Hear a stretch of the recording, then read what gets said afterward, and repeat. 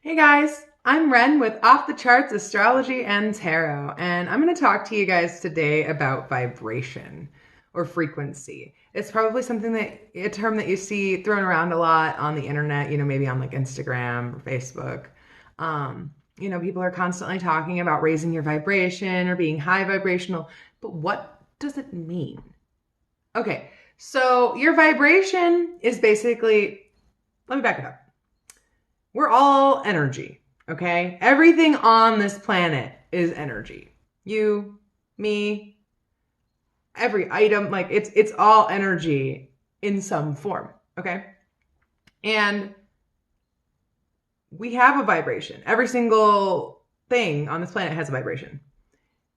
And our vibration depends heavily upon what we consume and what is inside of us, in our thoughts, in our bodies, and also spiritually, okay? So there's a lot of areas that you have to attend to. And in addition to that, we have our chakra systems, okay? We have the 7 chakras that go, crown chakra, third eye chakra, throat chakra, heart chakra, solar plexus chakra, sacral chakra, and root chakra, okay? So all of our chakras actually correspond to different parts of ourselves and different things, different areas of our lives. And when we have trauma and things that we aren't able to fully address and let go of, it tends to store in our chakras. And so what a chakra really is it's an energy center, okay? And you can kind of think of it as having like a little door that can open and close. And, they're not supposed to be perpetually open, but they're not supposed to be perpetually shut either. And usually, people in this matrix currently, they have, some traumas, some things, and their chakras aren't balanced. They're not functioning the way that they should be. Okay.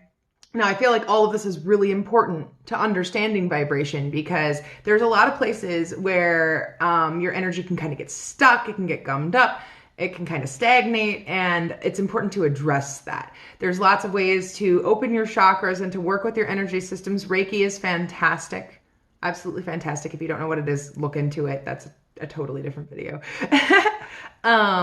Yoga is fantastic. Movement, meditation. There are a lot of things that you can do for your chakras. Making art, making music, doing things from your creative ego in general. Absolutely are all ways to, sort of work with your chakras. Journaling, meditation, shadow work. Anyway, so we all have these chakras. We all have all of this energy that we're made of that's flowing through us at all times. And vibration is it has a lot of variables. And the biggest thing is our consumption, like I said before. Okay. So when you eat low vibrational foods, it lowers your vibration. When you listen to low vibrational music, it lowers your vibration. When you're around low vibrational people and you're not anchored into your own vibration, that can lower your vibration. Okay. There's a lot of things that can lower our vibration. Media. We'd sit around looking at Facebook all day, or the news. Oh my God, the news is such low vibrational media usually. And now, another thing that can really, really affect our vibration is emotion, okay? So every emotion has a vibration. So your lower vibrational emotions are going to be fear, especially anger, guilt, shame, anything, that we would consider toxic these days and try to avoid. Things that are usually connected to our shadow self, which really is just the most wounded and hurt part of ourselves that needs love. Which brings me to higher vibrational emotions. Okay. So you have acceptance, you have love, you have happiness, you have compassion. All of these things are very high vibrational. And when we hold on to things, when we cling onto emotions, there's a fantastic book about this. It's called The Untethered Soul by Michael Singer. I highly recommend you read it if you haven't. Highly recommend you read it. And it really talks about letting go. Because when we hold on to these low vibrational emotions, that's what I'm talking about. They can really store in our chakras, okay? And that can become very problematic because when we store so much low vibrational stuff inside of us, we begin to sort of live a low vibrational life. We attract all this other low vibrational stuff to us. And our vibration really has a lot to do with the law of attraction as well. Because the vibration we put out is what we're going to attract to us. So if we exist at a low vibration, we're going to attract low vibrational experiences and low vibrational people to us. Until we work to actively raise our vibration, we're going to continue to be in that cycle of attracting low vibrational things. So that is why it's really important to raise your vibration and focus on high vibrational emotions and focus on letting go of the low vibrational emotions. And, you'll really start to notice now that you've learned this, if you didn't know this before, you'll really start to notice when things are affecting your vibration, and you're going to want to cut some things out of your life. A lot of the food that we eat is processed, it's not quite real food. And the easiest way to raise your vibration is to switch to real food. An even faster way to raise your vibration is to stop cooking your food. So look into a raw vegan diet, basically. And on that subject, grapes are actually the highest vibrational fruit that there is. So if you really want to raise your vibration, stop eating crap, eat grapes, lots of grapes. Make sure you're drinking water. That's a good grape. Okay. Make sure you're taking care of your vessel. Crystal baths, or even just like going in the rain, things that would cleanse your auric field are an excellent way to raise your vibration. Taking time for yourself. Find music that is high vibrational in a genre that you enjoy. There's high vibrational music in a lot of different genres. I mean, there's even high vibrational rap music. I'm sure there's high vibrational country, whatever it is that you like, look into that, but also consider new forms of music that you didn't listen to before. I really like flute. I like jazz. I've been really getting into some lo-fi. I mean, a lot of it has a higher vibration, but if you really want high vibrational music, look into healing tones. All right. There's definitely a couple of things. Like I've heard that 528 hertz is actually not a good healing tone, but like 432 is great. 741 is excellent. Find a tone that resonates with you, truly, and find music that's made with that tone and just soak it up. It can really help you to change your vibration. Crystals are very high vibrational, and also you can use crystals to change your vibration. So let's say you have a lot of negative energy inside of you. You're having a bad day, something horrible happened, whatever. Okay. Find a piece of black kyanite, black tourmaline, something that literally will suck that negative energy out of you. Or if you can't find any crystals or you're broke or whatever, go outside, find some trees, because you want to know the coolest thing? Trees do the same thing. They take and transmute our negative energy, okay? If your vibration is low, do things that take and transmute your negative energy, and that helps you in itself to raise your vibration. Going out into nature is one of my best recommendations. Truly, you really want to raise your vibe? Take some grapes, go find a beautiful tree, and meditate under it. And if you're a clairaudient, listen to what that tree has to say, because trees love to talk. Tree spirits are absolutely incredible. Mother Gaia is incredible. And as you raise your vibration, here's the most beautiful thing.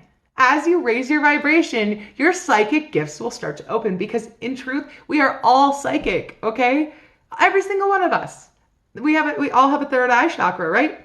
When your third eye opens, you can really, that's where your clairvoyance is, okay? And your crown chakra, when that opens, it is absolutely incredible, because you start hearing guidance, and that's really the thing.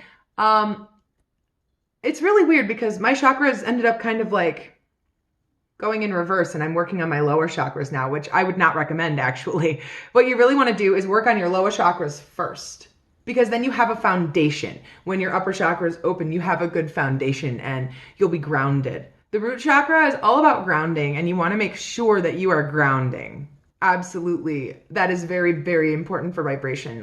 When your vibration starts to get really high, it's very easy to become ungrounded. And, if you end up going through an awakening because of your vibration getting high enough, it can actually mimic mania. There's a lot of things that can go down when you have a spiritual awakening and a psychic awakening. So, it's Kundalini awakening is a subject that you should look into if you feel like you're having an awakening, or you recently had an awakening and things are kind of funky for you right now.